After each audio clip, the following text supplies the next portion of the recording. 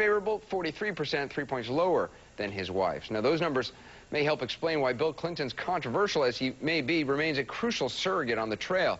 He's avoiding the national media right now, but is all over the map, talking to voters, sometimes in small groups. CNN's Gary Tuckman spent the last 2 days with Bill Clinton. Tonight, we take you up close.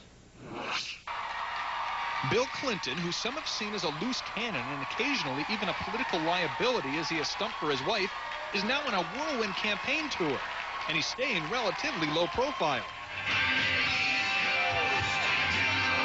Within a 36-hour period, Clinton greeted throngs in the North Carolina city of Whiteville. 42nd President of the United States, William Jefferson Clinton! And the Indiana city of Whiting. The man from Hope reminisced to the people of Hope Mills, North Carolina. When I was president, we had lots of millionaires, but the bottom 20% of earners increased their earnings in percentage terms more than the top 5%. And gushed about his wife in somebody's front yard in Lumberton, North Carolina. I would be here for her if she asked me if we had never been married. And when he got to the North Carolina town of Dunn, Bill Clinton was nowhere near done. This is my 4th stop today. 13 campaign stops in a day and a half in 3 states. North Carolina, West Virginia, and here in Indiana.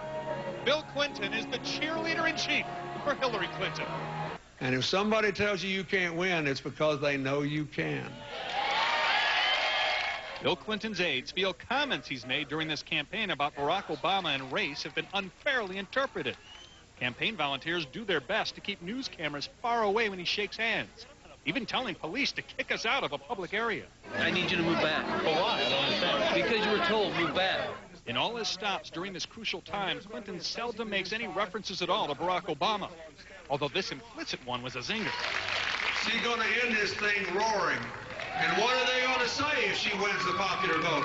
I'm sorry, we're going to give it to the caucus states that are going Republican in November? At times, it feels like he's running for a 3rd term.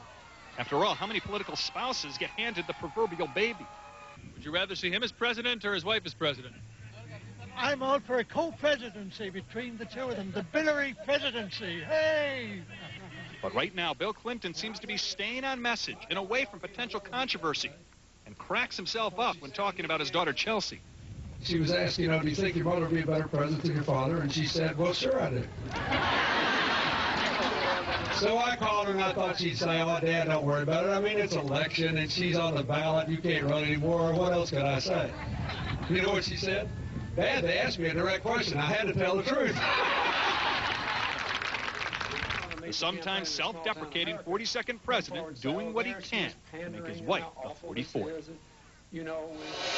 Gary, it's fascinating how out of the national spotlight he is, and clearly it's intentional if they're pushing you away at this event. Does he take questions from people who show up at these events? No. These events are very structured. He comes, he speaks for 30 to 50 minutes. He takes no questions at all from the audience either.